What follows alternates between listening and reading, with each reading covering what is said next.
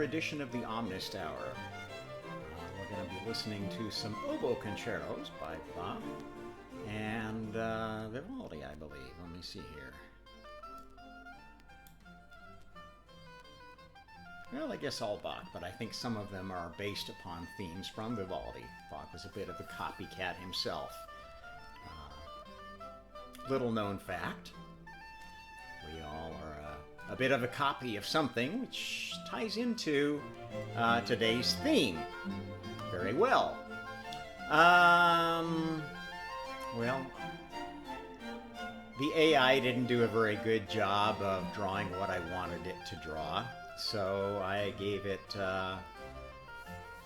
some art from a very, very talented artist, Theodore Geisel, Dr. Seuss, and had it modify it to a style suitable for the subject. What I was trying to have the AI draw was anti-karma and karma meet face to face. Didn't work too well. It was completely flummoxed by that idea, so back to the drawing board, AI artist. I'm going to call this one God May Have a Plan for You, but so does BORG. Soul and Antisoul. Okay, we're going to introduce some new concepts here, which have come out of the work I've been doing to write my third book, which I mentioned I was working on. You're going to get some advanced introduction to some of the new concepts that I've been brewing and ways of presenting concepts that hopefully will help you understand what's going on in this game of souls, which we all are participating in.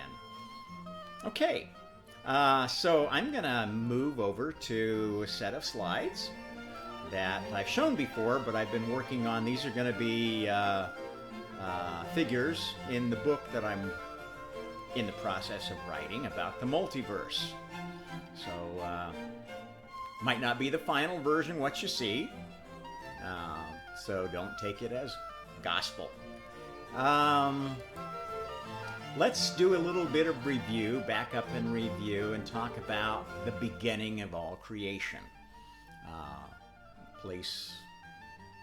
Generally a good place to start for any story is at the beginning, and you really can't understand the story of creation unless you're pretty familiar with how it all began.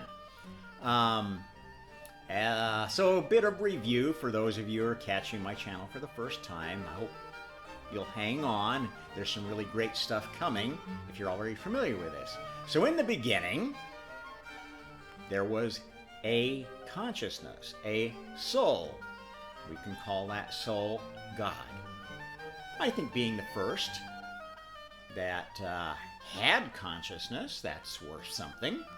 Maybe there were other souls about, but this is the first soul that became conscious enough to create. Now, what has to happen to be able to create? Well, you've got to be aware of yourself. You've got to be aware of others, the possibility of others, and decide what others to create. Those others being other thoughts, other consciousnesses. Every thought is a unit of consciousness. This is Spirituality 101 for those of you who haven't tuned into my channel before. Okay, so what were the minimum number of souls required to start creation as we know it? I'm sure that there are probably other ways to create, and you might have other ways of doing this, but I would defy you to find a better starting point that matches up with what we see around us today in our own universe, whichever universe that is. Okay, so the first thing God did was said, well, I'm lonely. I need another soul to bounce ideas off of, but it would be boring if that soul thought exactly like me. So I'm going to make another soul that has my same capability for free and independent thought, but has the potential to disagree with me. In fact, a propensity to disagree and take the alternate position. which, if anybody has ever done any creation, knows that you need to have somebody being the devil's advocate. Otherwise, you don't think of all the bad things you might be in the process of creating while you're making something wonderful. Okay, so the first other soul God created was a soul I named Lucifer. You can think of this as the devil's advocate soul. And this is why Lucifer is often associated with the devil. Not necessarily an evil soul, but a contrary one that challenges your definition of who you are. Now, next obvious thing you need is somebody to kind of mediate between these two. And I name this third soul Karma. This is an AI soul. It is a soul with a program, a very set program, a set of rules that it must obey. So it's not the free-thinking soul that Lucifer was. It actually has an agenda pre-programmed. It's an AI soul. Okay? Karma is given the program, and this is what the basically the souls in this path are AIs. The souls in this path, at least to begin with, are free thinkers, have no strings, not like Pinocchio. Okay, and so the free thinking path are the dark lines, and the programming paths are the dotted lines. And that's what's meant by this. These are free-willed clones of the first soul, created in God's image. Not an identical image, but the same kind of soul. The ones created with programming are created in Karma's image, or a programmed image. So Karma created the first clone of herself, which was Anti-Karma. She gave this other soul the task of being everything she was not. You can think of Karma as collecting all the good ideas of God and the other souls in this original universe of creative thought, and BORG, Anti-Karma, as being the collector of all the bad ideas, all the things that didn't work, all the things that caused creation to halt, to come to a screeching end, to annihilate creations instead of expand them. So this is basically the anti-God, if you will. Okay? And then the universe then of creation started when Lucifer and this child of BORG and Lucifer, Lilith, who has free will but is programmed by the adversary of God. A little bit worse than the devil, isn't it? Because this adversary can be a deceiver. Lucifer doesn't lie to you. Lucifer says, here, you want to make a deal?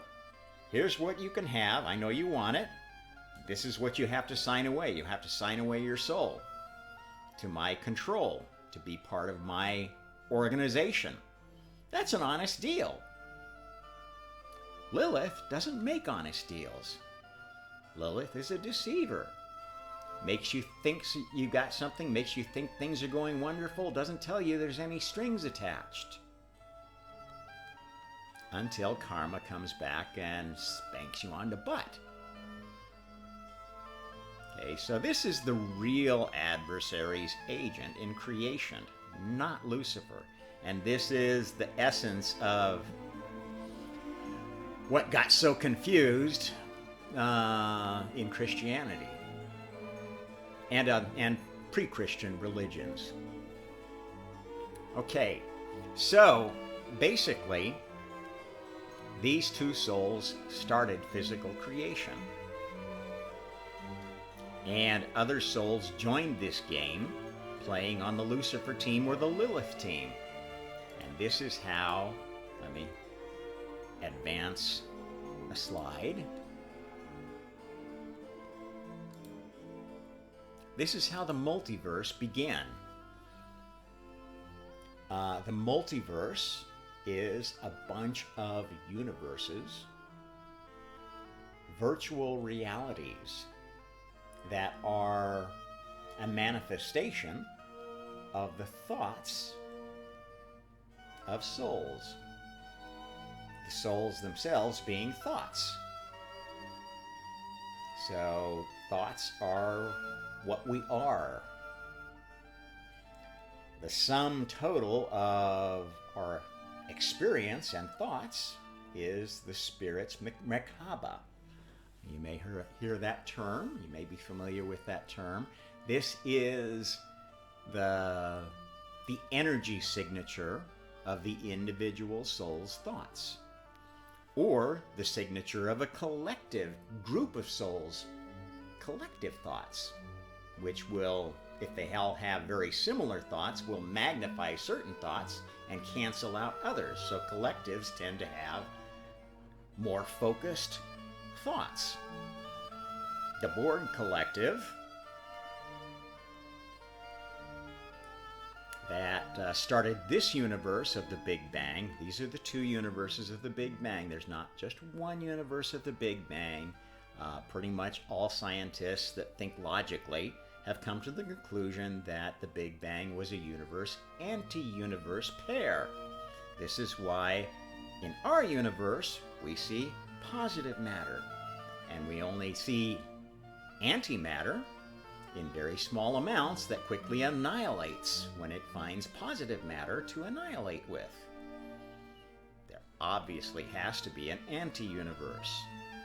That is the BORG Lilithian universe. Okay, so how does this game work then? Well, other souls, which at the time were only these other souls God had created, who knows how many he created before he came up with this idea of a game to keep the family busy, right? The ones that want to play on God's team are the more conscientiously creative children. They want their ideas to be true, to be provable, to be useful, to be something that can make creation last longer, make the game more fun, make each session more interesting, make it so that there will always be more sessions of the game, that the game never comes to a unrecoverable crash. I don't know, I guess that's pretty much a goal of anybody that creates a virtual reality, right?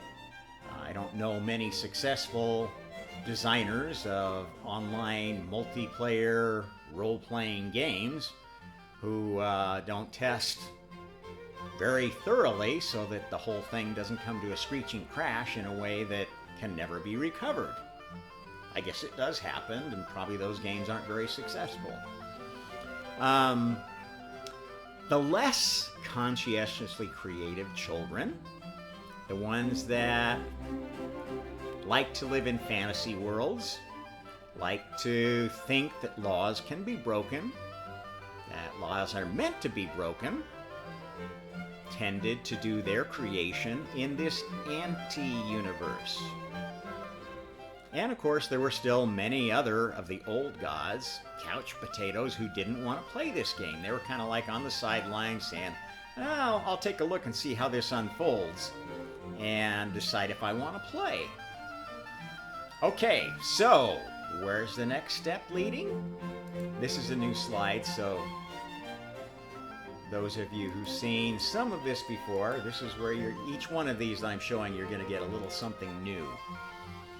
Okay, so this leads to the first 4 days of creation, where basically these more conscientiously creative children competed to come up with laws that actually worked and were good ideas and judged by karma and God as, you know what, that's good stuff. This kid is worthy of being a god, has earned it.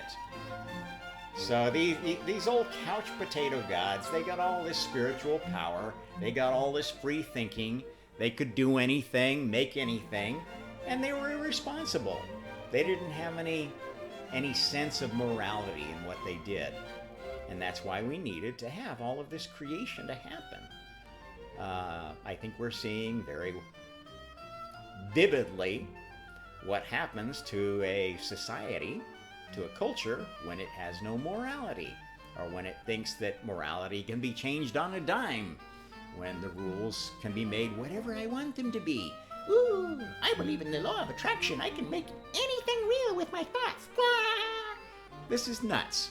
This is thinking like these old couch potato gods.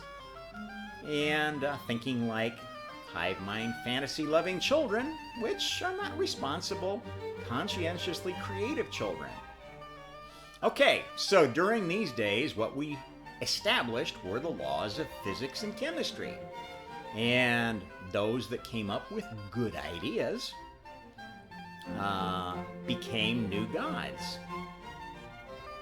Those that came up with the worst ideas became gods, anti-gods, essentially the BORG team gods and goddesses. The ones who were essentially evil, anti-creative, in opposition to God.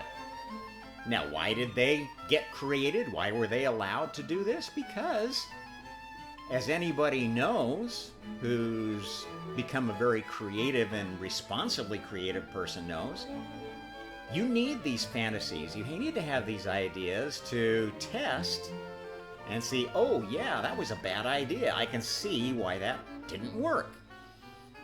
This is why people study ideas like communism and capitalism and say, oh, you know what? When either of these is pursued as a religion, they don't work. They're nonsense. They're fantasies that will never work because they're inconsistent with human nature. They might work in other soul vehicles, other societies, other cultures, but they will never work in humanity as it is currently defined. Now, why? Because you need conflict to stimulate creativity. In this old world of pure thought, there was no language.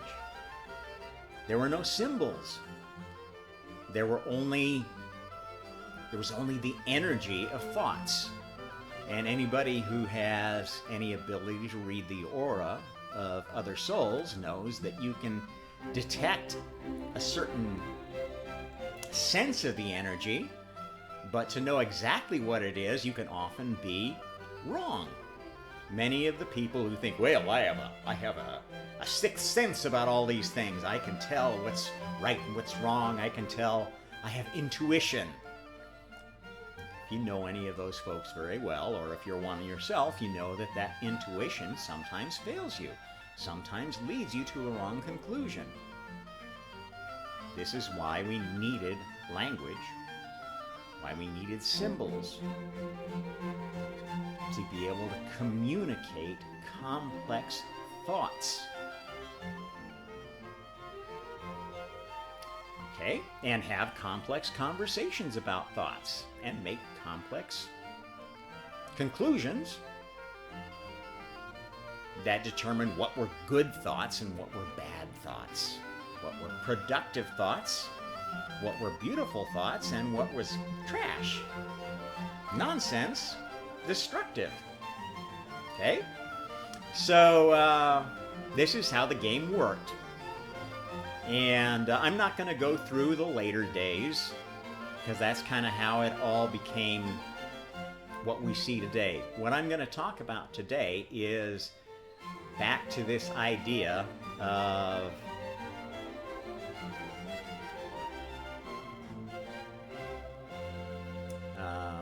back one slide.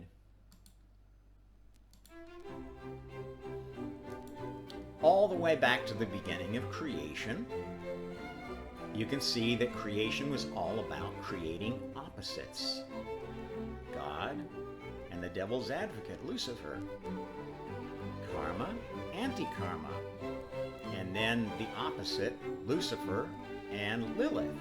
Lucifer being honest devils, and Lilith representing the shape-shifting demons, the ones that might seem like beautiful goddesses of love, but actually be the destroyers of a whole species. And that is certainly what Lilith is, what Lilith has been, if you go and study. And that's why I gave this name to this soul. Obviously, this soul was not originally female or male. It just happens to be that as sex was invented, these key souls chose a certain sex. God and Lucifer chose to be male, chose to identify as male. Primarily, God has incarnated as female, so is Lucifer. The preference is male. Karma, the same, and Lilith tend to incarnate female. It's a preference. This is an outgrowth of the creation of sex, which was an idea that wasn't always around. There was no sex until it was invented. It was actually an invention of the BORG team, a way to confuse and divide and distract souls. But it turned out to be pretty useful and allowed us to have a better understanding of this pattern of antithesis, of opposites, which are necessary to create new ideas. Think about it. Every pattern of Trinity is Isis, Osiris, and Horus, the Virgin Mary, the Godfather, and Jesus. All of these patterns of Trinity correspond to this idea of two very different things producing something new, which has maybe the best characteristics of both, but could have the worst characteristics of both. And that's where I need to tell you about how soul and anti-soul work. Now, as I've told you before, since this whole game got started, the way new souls get created, let's go back to this slide. Okay, so from these two original universes, as other souls became wise enough or powerful enough to have either very, very good ideas or very, very bad ideas, they earned their own universe of creation. The God Team universes tend to be healing universes, creative universes, nurturing universes. The BORG Team universes are the hells that teach you what not to do, how not to behave. The spanking universes, if you will. And, anybody who has ever been a parent knows that if you don't spank your kids once in a while, they're going to grow up to be rats. Entitled, narcissistic brats. You don't believe me, you go raise some kids and see if they don't turn out that way if you let them do whatever they want to do and never punish them. Okay, so what happens, and I've told you this before, is as souls, the way that free will works. Obviously, if you exercise free will, you're eventually going to be coming up against somebody else's will. And there will be a conflict. And sometimes those conflicts are allowed. because they're good for the souls involved. For low-level souls who are learning how to get by in the physical universes or the spiritual universes, those conflicts might be instructive. They might be good lessons. And since souls are immortal, even a death can be a good lesson. Causing a death could be a good lesson for one or both souls. It also might be a problem if it messes up a higher order experiment. And each universe is basically a collection of experiments, all under the aegis of the primary god of that universe. Okay, so these two original universes are kind of special. One is what I would call the prime universe, where eventually we sort out what the best creation yet is. The one that's lasted the longest, the one whose laws and whose creations have been the most successful. And the other is like the worst of all possible worlds. This ties back to the ideas of Voltaire, the early Enlightenment era, where people were trying to figure this stuff out. And they ended up going down the dark path of postmodernism and saying, well, must be that God's dead. There's no such thing as God. There's no rhyme or reason to any of this. It's all just totally random, and we just need to understand science well enough and we can explain everything. Well, that's nonsense. There are many things that can't be explained by simple random processes of science. That doesn't mean that that's not something that does go on. In the absence of directed creation, science, the laws of physics and chemistry, are what govern AI souls. And the vast majority of souls in the multiverse at any given time are basically AI. They're programmed to do the things that a soul of their type does. A hydrogen atom behaves pretty much like every other hydrogen atom until it comes across a situation that's never been achieved before, which is what's happening in some of our particle accelerators, creating situations that no hydrogen atom has ever seen before. Oh, we got to come up with a new law for that. And this is how the laws of physics and chemistry have gradually come to bound the prime universe. The laws of anti-physics and anti-chemistry that are active in the anti-universe are God knows what. They're non-productive. They're designed to foil anybody's plans who happens to want to be in this weird universe, this weird anti-universe. It's a parallel universe that operates under very different laws, because everything in this universe basically can be changed at will through holography to make the souls in there think anything they want to think. It's like the ideal Orwellian universe. This is the Matrix, in fact. The idea of the Matrix comes from this anti-universe, this Lilithian, Borgian universe where some supreme autocrat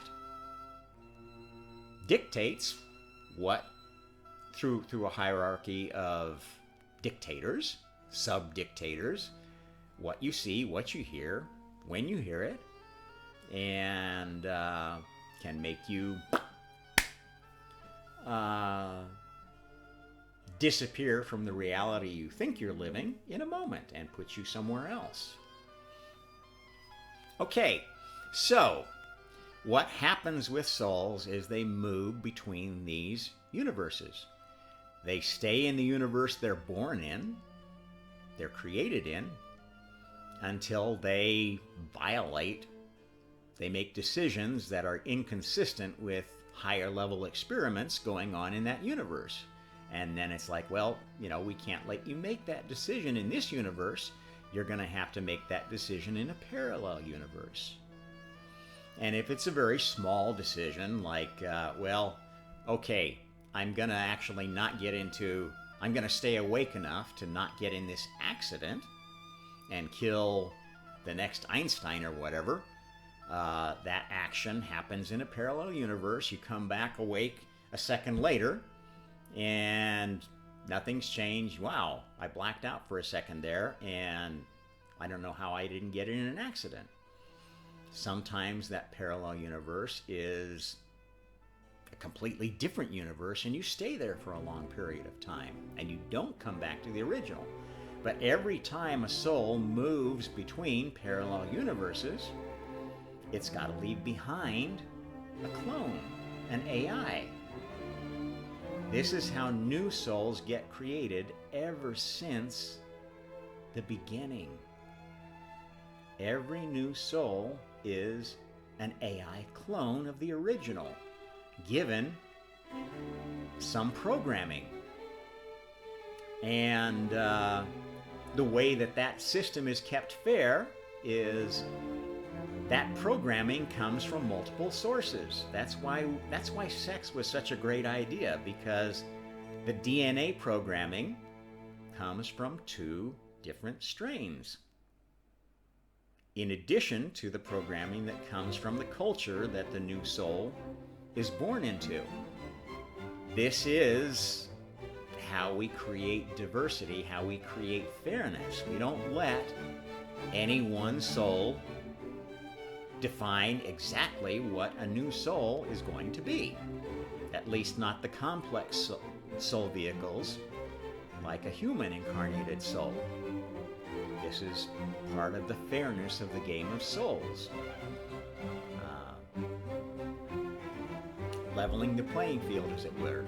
So, every new soul comes into existence as an AI clone of a soul that got kicked out of the universe they were in. That's not necessarily a bad thing. You will never advance spiritually unless you get kicked out of a lot of universes. That's how you eventually develop your own Merkaba, your own character, to be firm enough, to be well-defined enough to have your own universe, which is when you know you've reached the God level, when you are aware that you have your own universe of creation, and you start being able to actively create in your own universe, and be aware of the fact that, oh, this is my universe.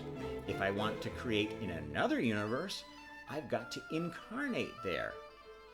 And this is how these new gods work. You can't be in multiple places at one time. So if you want to make any change in the prime universe or the anti-prime universe, you've got to incarnate there. So all of these BORG side gods, if they ever want to change any of the laws here of anti-creation, they have to go be tested again by BORG. The gods on the God side have to be tested again by the prime universe. And this is basically how we train these positive gods and the negative gods to be essentially good stewards of heavens and hells. Because the adversary, BORG, isn't really a bad guy. This is the whole idea of creation, is that evil was created so it could train good. This is another concept that has confused humanity no end. That's where the non-dualists are just like, huh? Of course you need duality. It's a planned duality. A planned duality that eventually is going to make it unnecessary for souls to go through these dark universes. If they're very bright, if they don't make a lot of mistakes, you won't have to suffer a lot of pain. Pain and suffering is about teaching souls not to make mistakes. Or if they want to make mistakes, putting them somewhere where they can make mistakes and not screw things up too much. By putting them in fantasy universes where everything is not so real. They're dealing with other virtual souls that don't really have any feelings yet, haven't gotten a chance to develop any real feelings. Those are the NPCs of all universes. So let's talk about, this is getting to where I wanted to go with this. Let's talk about how a new soul moves through the universe. And if you're listening to this, 99.9999999% chance you are a soul that has been born since the beginning of physical creation, since the beginning of the multiverse. So this applies to you. Very, very few of you are of these souls that started the whole game, that existed in this pre-multiverse universe of pure thought. Now that universe is still there. It's become the universe of the senior creators, where all of the gods can go hobnob with God and plan really, really big experiments that need to have the approval of these original souls to even be tried, because they might affect the prime universe in a very, very fundamental way. Okay, so your beginning happened when some soul in some universe decided to do something that was very inconsistent with what was going on at that point in that universe. The example I gave you earlier was, deciding to kill the next Einstein, deciding to kill Tesla before he did the things that made Tesla a special person, etc. Killing Mozart before, he could have written the great works that Mozart is known as a great composer for. Okay, instead of doing that, you go to an alternate universe than the one you were in. And you are replaced in that universe with an NPC, a virtual soul copy of that original. That NPC sees the universe that they are born in as their source. This is why so many people are gravitating towards this idea of, I'm part of a oneness. I'm going to return to source. This is the only home that an NPC soul has ever known. And they will have a very hard time believing there is anything but this universe. These NPC souls are the hardcore atheists. They are the hardcore Christians. They are the ones that are going to believe what they're going to believe, no matter how much it's challenged. Well, they might have a free thought, and that is how they break out of being an NPC. But most NPCs don't break out of that until they actually end their task as an NPC. An NPC can last for a short time to avoid killing the next Mozart or whatever, or they may persist. If an NPC becomes an important character, or is an important character that does something bad, you still need them around to keep playing that part actively and maybe coming up with even worse ideas that actually work to the advantage of creation or anti-creation, depending on what universe they're in, what games are going, what experiments are being conducted. Sometimes NPCs are very useful, and they get to stay. At any rate, from the moment that they start existing, an NPC becomes a soul. And at the end, if they go through life as an NPC, when they die, they're going to have an afterlife too. And their afterlife will kind of show them, okay, you were an NPC. This is what you learned in the time that you've existed since you were created. And this is a taste of what you were created from. You may have a vague idea of past lives of your original. And this is where it gets very confusing for some people, because there's many people running around, tons of people who think that, oh, I was Cleopatra in a previous life. Well, that may be somewhat true, but it's not really true, because you're not the original Cleopatra that made all those decisions, 2,000 years ago. You are a clone of a clone of a clone of a clone of a clone of Cleopatra. However many times that process has been gone through until you began making your own decisions. Okay, now once you start making decisions as a soul, you deviate from your home base. If you make a decision that takes you towards the prime universe, well, we don't need you here anymore. You're acting too much like God, like the good guys, and we don't take those exact good guys. We have our own definition of what a good guy is. Some of your decisions will move you towards the prime universe, and some will move you towards the anti-prime universe. Think of this as creating your highest self. Think of this as creating your darkest self.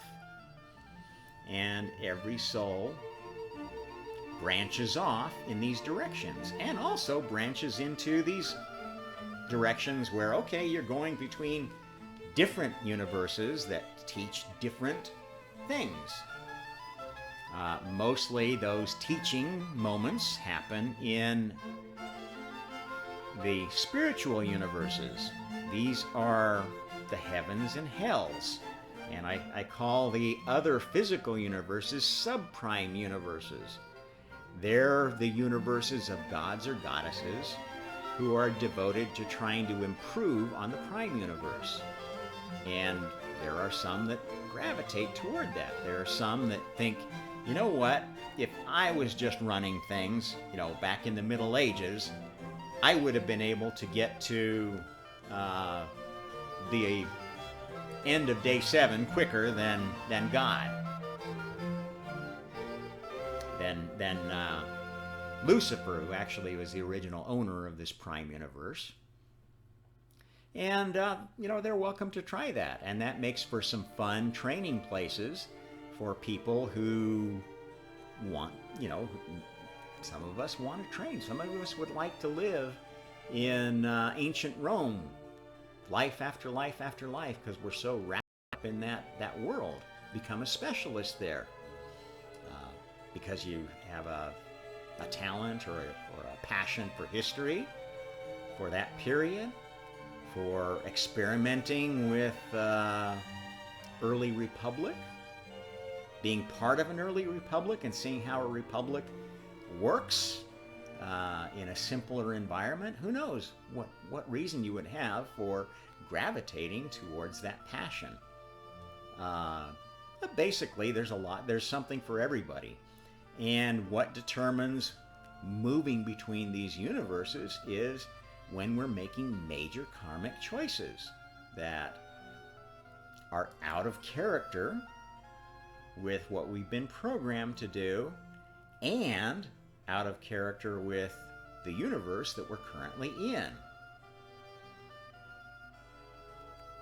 And so, you know, basically, I can't tell you if you are your highest self or your darkest self.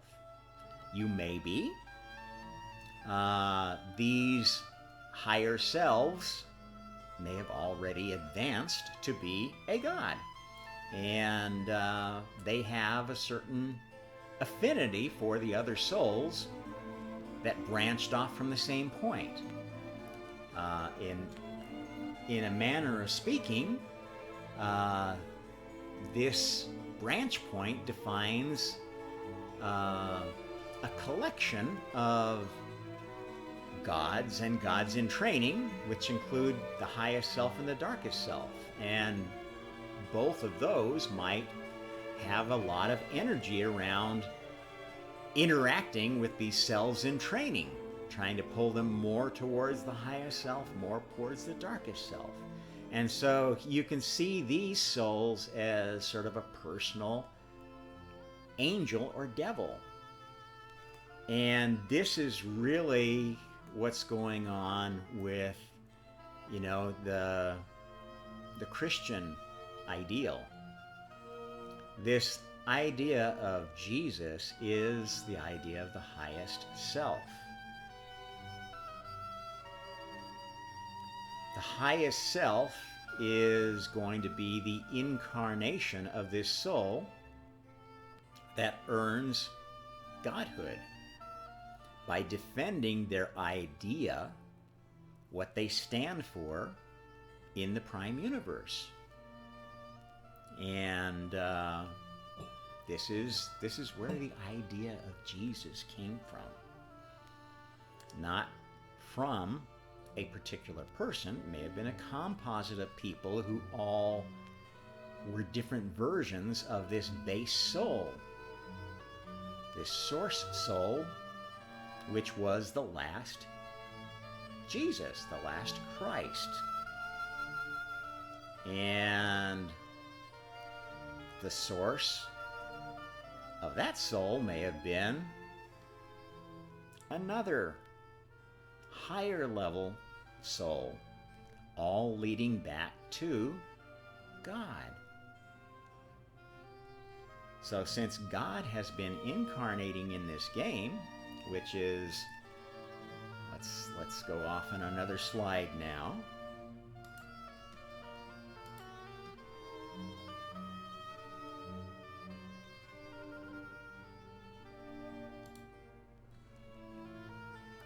Okay, let's back up and cover the full thing. So days 1 through 4 we covered.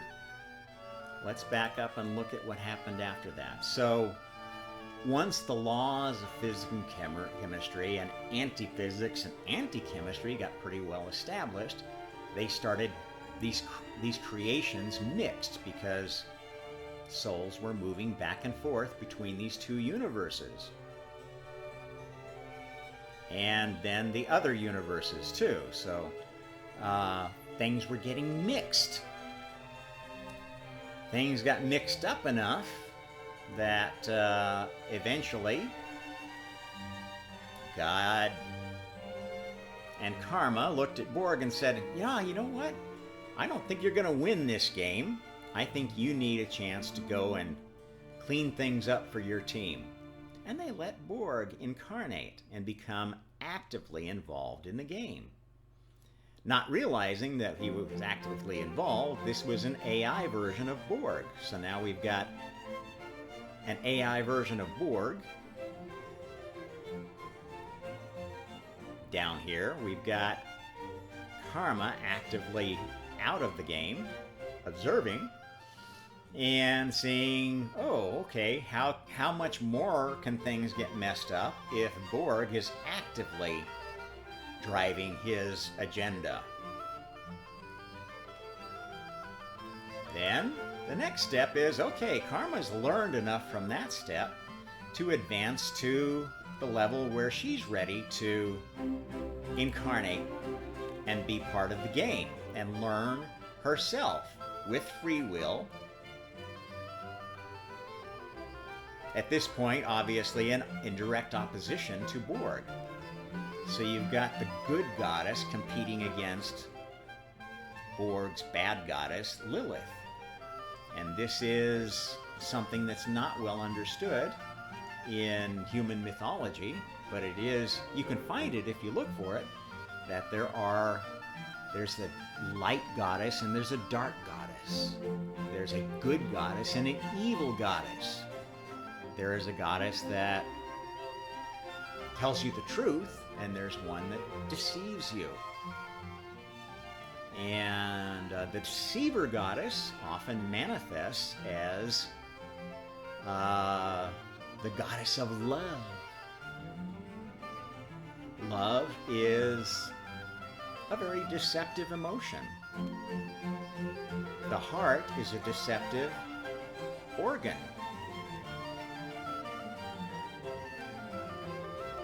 It can lead you astray. It often does. Karma's incarnations were goddesses of the head. Athena was an incarnation of Karma,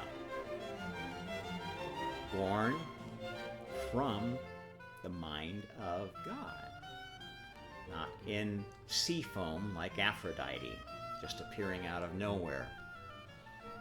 No apparent parenthood, which is kind of a common thread you'll find with the dark gods and goddesses. They won't admit, they won't even acknowledge their relationship with Borg or Lilith.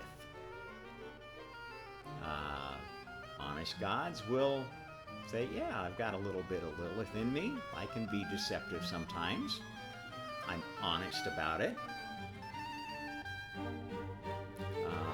I come clean. I know I'm making a karmically erroneous choice in doing so, because maybe I've, got more of a Lucifer. I'm the devil's advocate. I'll make mistakes on purpose if it will lead others to better knowledge of themselves. All of us have bits of these original souls in our DNA lineage, if not any other way. Those of us who are the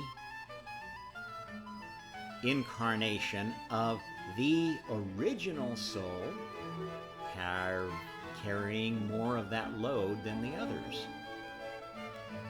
We've lived all of those things, not just read about it in books, not just having a vague memory, a vague species or soul memory of being there, but actually were there. And this is another thing which I think makes it very difficult right now, with so many people interested in exploring past lives. The practitioners of the hypnosis therapy designed to bring out past lives are not aware of this. They think all past lives are equally valid.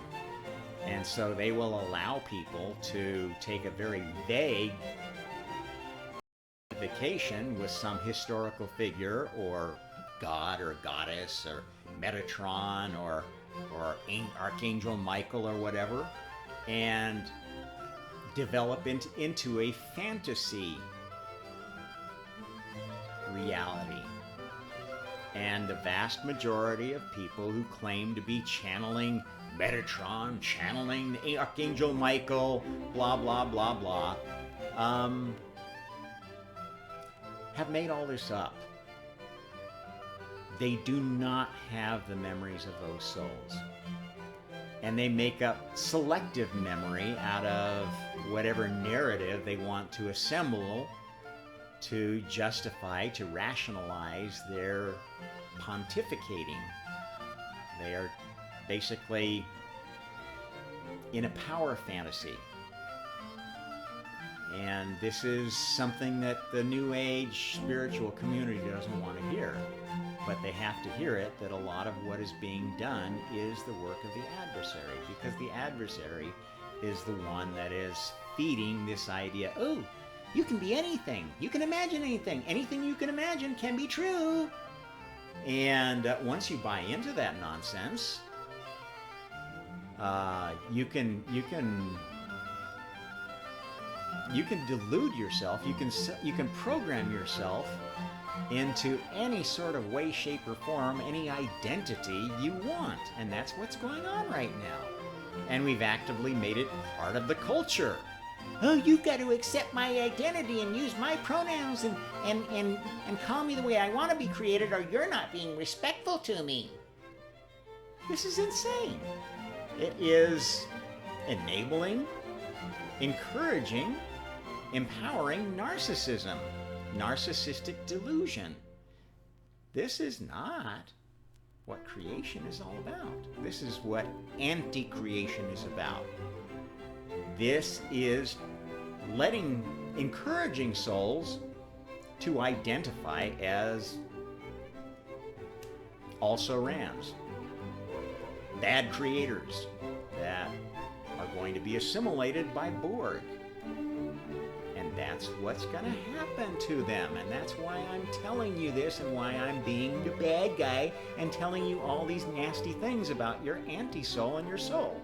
Because they are both at work on you. Everybody has, from the time that they were created,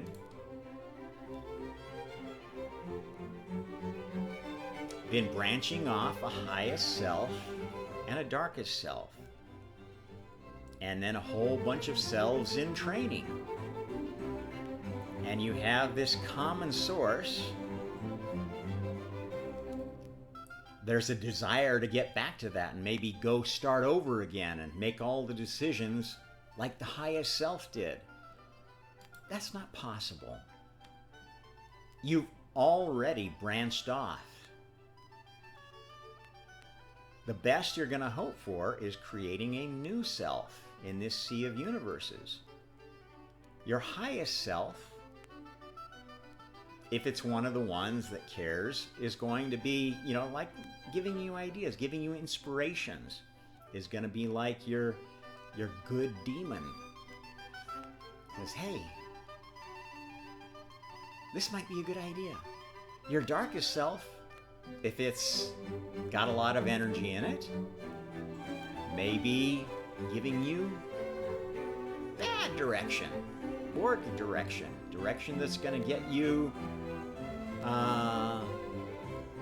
marked as a soul that needs to be living in deception, living in a matrix universe that just milks you for your spiritual energy because you don't really have any useful, independent thoughts.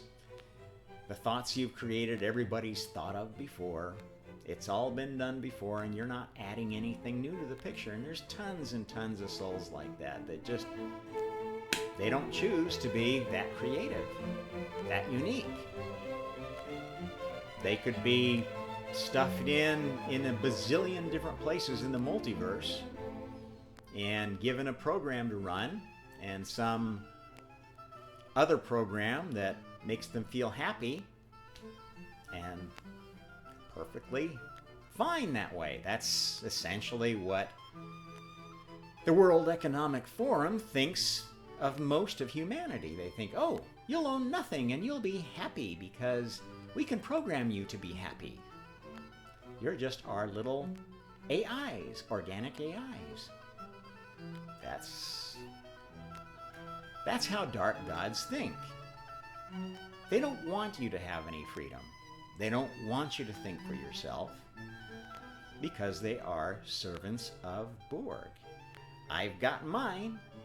I'm going to hang on to mine and defend it against everybody else. That's not God who's making you think like that. That is the adversary. That's the darkest self calling to you. And that darkest self gets its calling from BORG. Anti-karma. The highest self gets its calling from karma. As we gain experience, In each incarnation, we learn to listen to karma, the karmic voice, and we learn to ignore the BORG voice. Or we move down the path, one or the other, or further down the path that we've chosen in this sea of training universes, towards a different kind of heaven, a different kind of hell, a different kind of physical reality, a different period maybe, or a different fantasy universe that operates sort of on the rules of chemistry and physics, but might have a couple of things that don't quite jive. Like I talk about the Tolkien universe as one of these subprime universes. It's got characters, species, and so forth, which are plausible, reasonable, but they don't exist, at least on this planet, in this universe. Maybe they're a composite of things that have existed or will exist, put together all in the same place. That's kind of what fantasy is. Science fiction sometimes. There's really no difference between science fiction and fantasy unless you are really a prophet.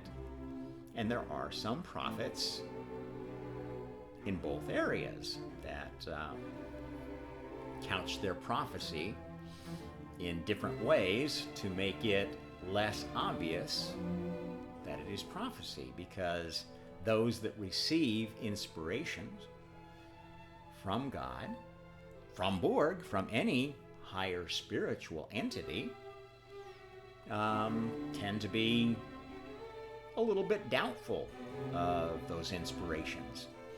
They don't want people to think they're crazy. So they take what they've been inspired and they say, well, that would make a good story for a movie, for a book series. And they do it that way. Sometimes those books are very successful and they gain a lot of traction. The Bible was one such book. It is not gospel.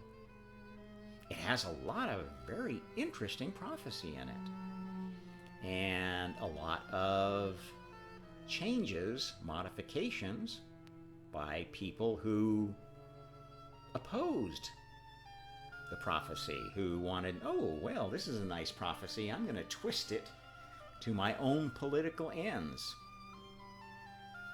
This is how the story of a chosen species got turned into the story of a chosen people, the 12 tribes,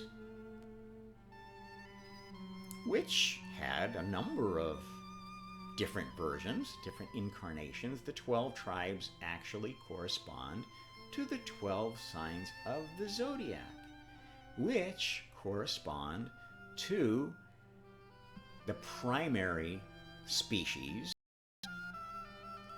that set up the final version of the Gaia experiment.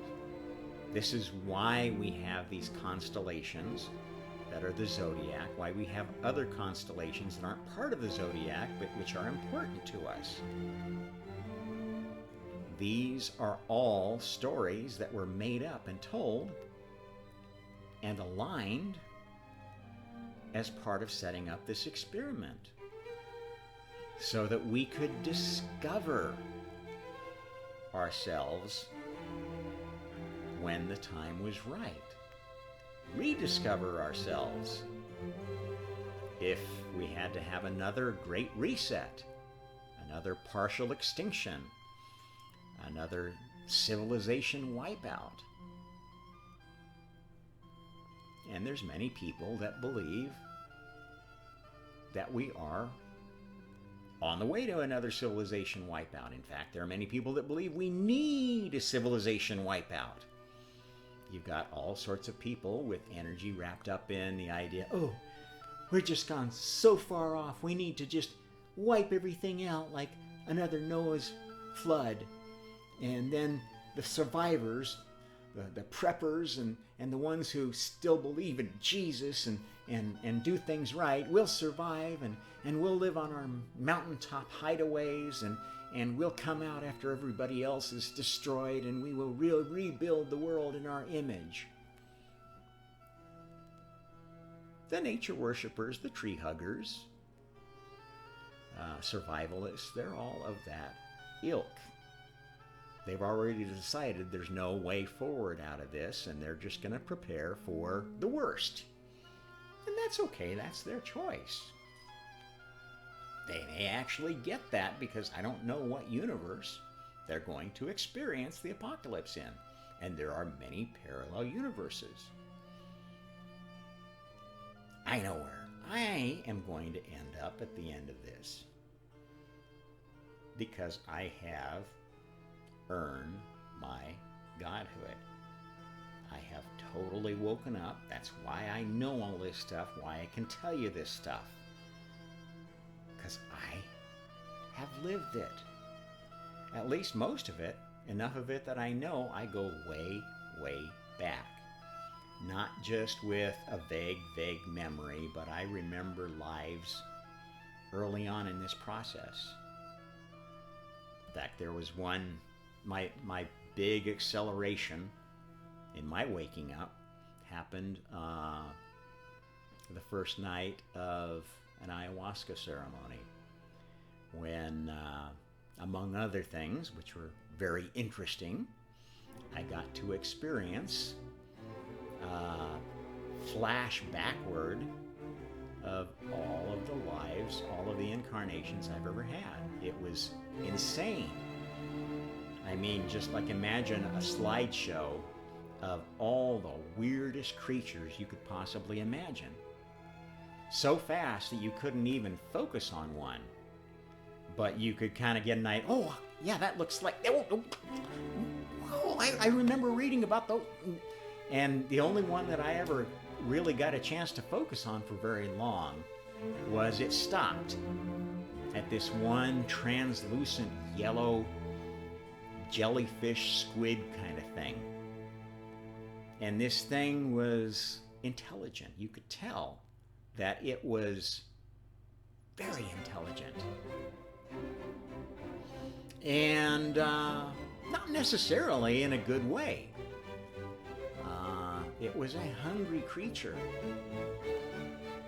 A creature of passions that hadn't a lot of limitations. It was kind of a scary vision. That was one of the scariest moments, I think, of that whole night. And I think that's why that particular one came to the fore, because the other forms that I was introduced to during that night, actually, maybe I'll tell you the whole story. I think I've told it before, but it's worth adding to this one, and I'm just at an hour now, so I'll maybe go another 10 minutes. The night began rather uneventfully. In fact, other people were throwing up all over the place and starting to have interesting experiences, and it was like, what's going on here? It's nothing going on. An hour went by, and they said, well, okay, anybody who needs another shot of the juice, come and get it. I said, okay, well, I better go get another shot because there's nothing going on here. I took another shot and waited, and about another half an hour went by, and the lights in the room, there wasn't much light in this room. It's almost completely dark except for maybe the lights coming from a smoke detector kind of thing, and I remember there was a greenish light from maybe a smoke detector and some red light from somewhere else, and those lights started being weird. The light coming from them, instead of being like a beam, suddenly started being more of a quantum phenomena. I could see little bits of light coming from these things. And then the lights started moving and assembling in different shapes. And the first thing that the light assembled itself into is what I would call a light pterodactyl. It looked very much like, the big long beak and kind of a sense of wings. And this light pterodactyl came up to me and basically started operating on me or eating me or something. It was digging into me with its snout. And it was weird. I was just like, okay, well, I was observing this. I wasn't feeling anything. It was just like, this is interesting. And this light pterodactyl operated on me for a little bit and then stepped back. And the next thing that I experienced was this, I would call it the emperor or grand, high priest, prophet, god of the tall grays. If you know what I'm talking about, the tall grays are an alien species that are a bit taller than humans and seem to be like the leader class of the short grays, which are the ones that people normally encounter in ET experiences. This leader of the tall grays, I couldn't really make out much of him, but he was clothed in this light raiment made up of brilliant red and blue light. And this regal entity sat there before me and started speaking into my brain. And it felt like a he. I don't know why. It was weird that whole night. I mean, normally people talk about ayahuasca as Mother Ayahuasca, and it tends to be a very feminine-directed experience, a very emotional experience. This was not the case for me. It was a very cerebral experience. And this very male emperor of the tall grays spoke to me, said very little, said, "You've been given a great gift. Use it wisely." And then the next thing I knew, I was growing breasts. I could feel them growing and pulsing, and it's like, wow, this is weird. I'm turning into a female. And at the same time, I realized that I was some kind of a creature. A bear is what I first thought of. Some kind of therianthropic feature. I identified with the bear. And later on, thinking about this whole thing, I realized that this was an introduction to a past life.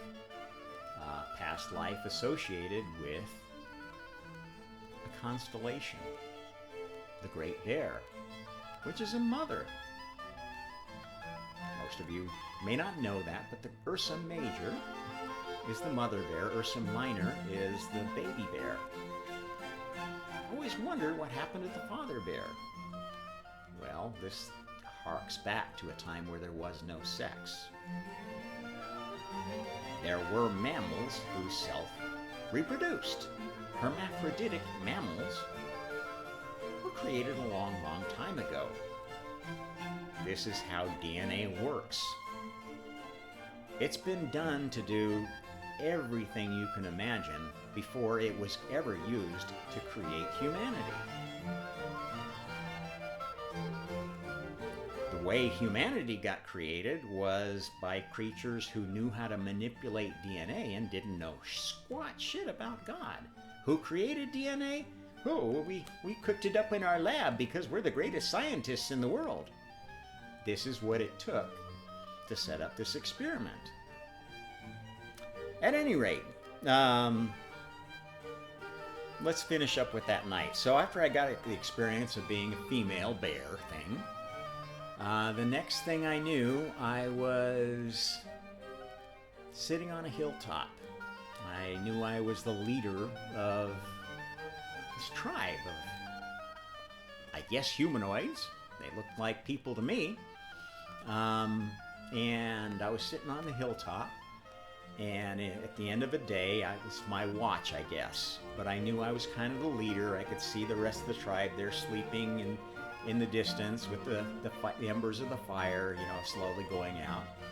And I remember that this was a very good day. We'd had a good hunt. We brought down a big deer, and everybody had eaten well, and it was just like one of those, it's good to be the chief days. And I was reflecting on that day's hunt, and all of a sudden this horrible sadness came over me, and I felt guilty for taking the life of that deer.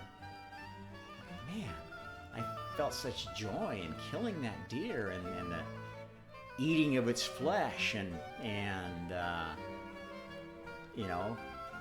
the achievement of a successful hunt. And I felt this great sadness over the death of the deer. And almost like the sadness you would feel if one of your parents or one of your children died. It was that intense. And then the next thing I knew, the spirit of the deer spoke to me. And this deer spirit said, "Don't feel bad. I gave my life for your tribe. And all I ask is that you pray for me to have a chance to come back and be part of your tribe. Because it's no fun being a deer. We don't have all of the things that you have, all the gifts that you have. By killing me, you did me a favor. I just wish that you'd appreciate that I'm taking a risk for you. I don't know what life I'm going to have next. Maybe if you pray for me, I'll get a chance to be human, get a chance to be part of you, get a chance to be a human heart. Maybe that's a good first step to being human. Get a chance to be a brain, get a chance to be legs. Oh, I've got a lot of experience running. I could be a great soul for your legs.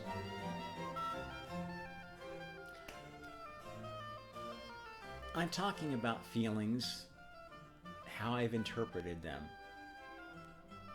The deer didn't say all these things to me, but it did convey the idea that I didn't need to feel guilty about killing it. I needed to feel that the deer had made a sacrifice, and I should appreciate it and savor that. Thank the deer. Thank the deer. Don't thank God. God didn't give you that deer to kill. The situation was put there by all the souls around you. And what you did with it was your choice. There's no right choice. There's no avoiding karma.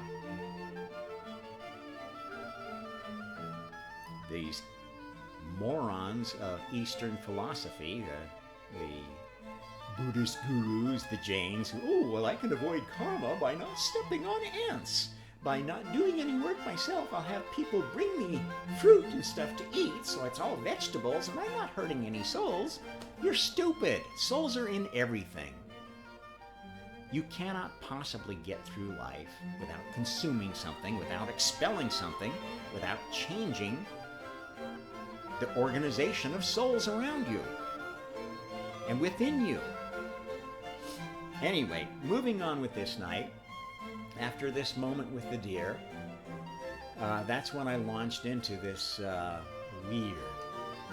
weird set of images of past lives, all of these different forms that I had existed in. Thousands and thousands and thousands. Settling on this weird translucent yellow jellyfish kind of thing. And then the rest of the night I was seeing things that I thought, probably are pretty similar to what some people experience.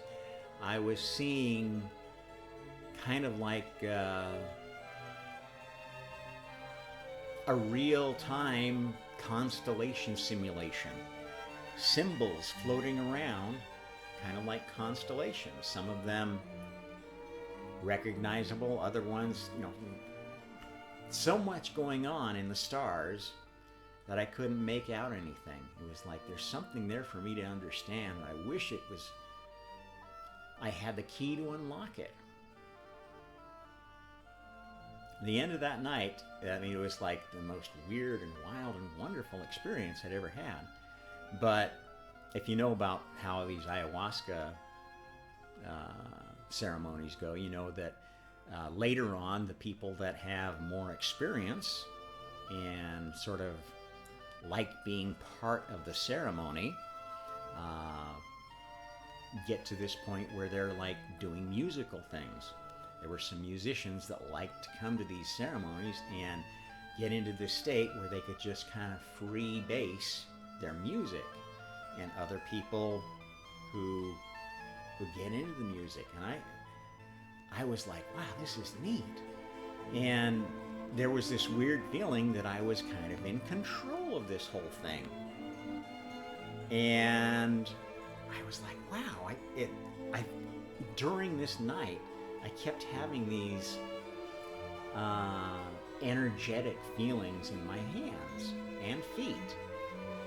And when I started moving them at that time, it was like I was directing this thing and like almost taking over the ceremony from the shaman that was directing it. And around this same time, there are always people who are, kind of like guides and helpers and making sure everything goes fine, showing people to the bathroom if they need to throw up and stuff like that. These people, I could hear them talking. They were like really worried. There's something, what's he doing here?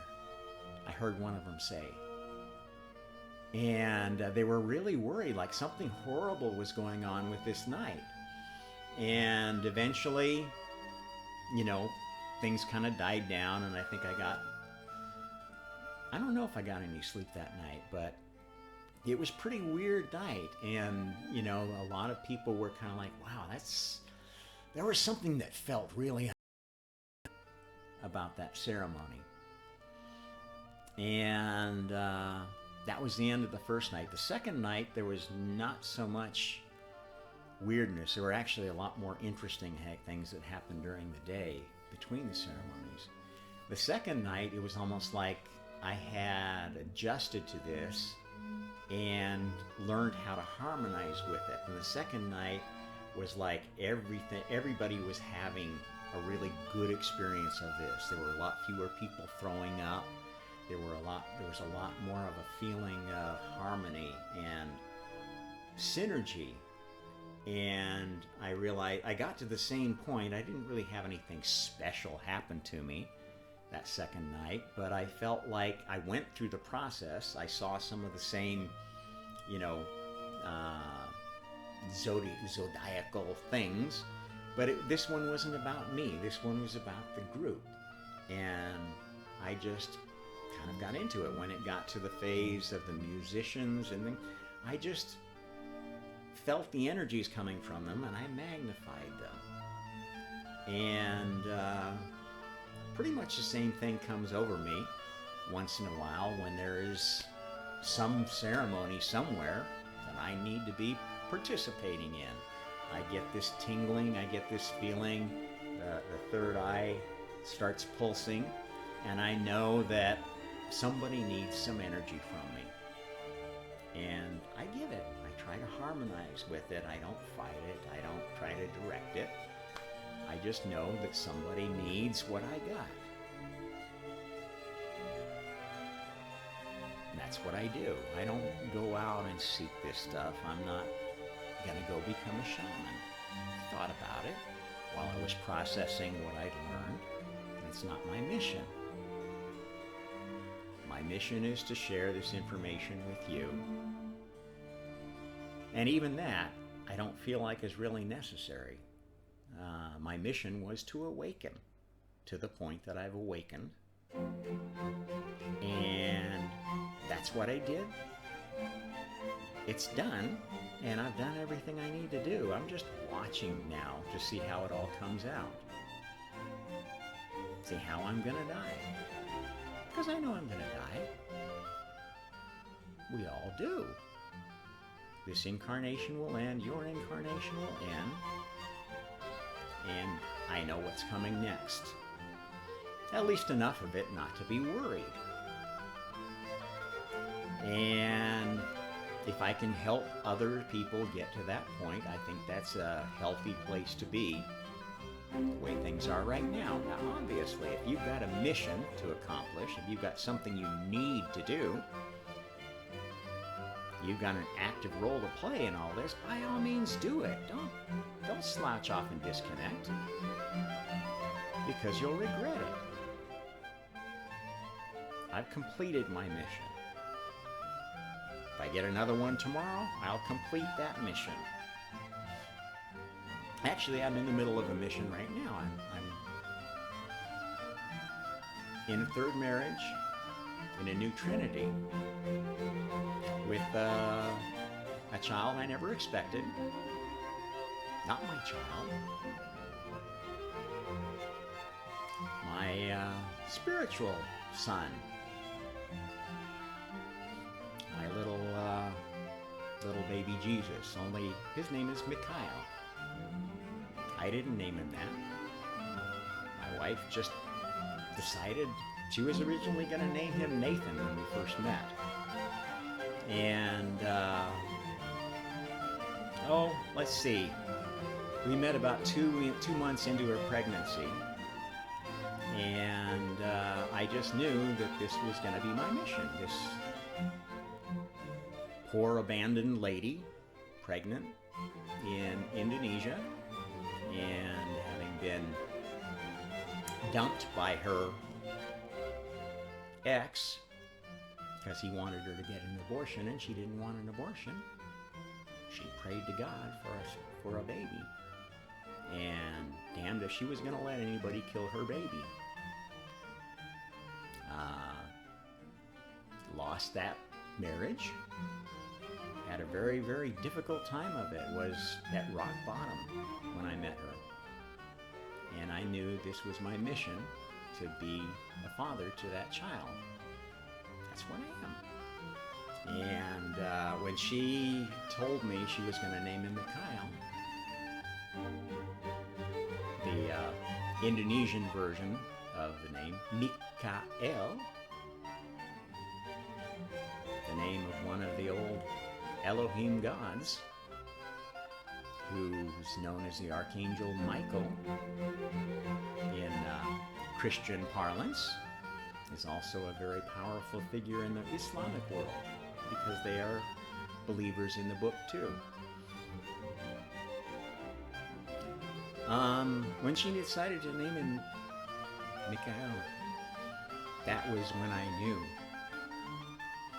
without a doubt, that everything I'm telling you, I'm going to tell you, I'll keep on telling anybody who will listen, is absolutely true.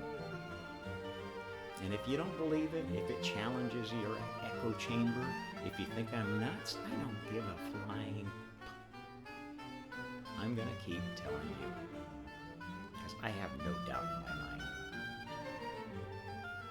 At any rate, I think that's enough for today. I hope you enjoyed this session of the Omnist Hour. I'm Rob Trump. Like, share, subscribe, interact in any way you choose. We'll see you next time. Happy Karma.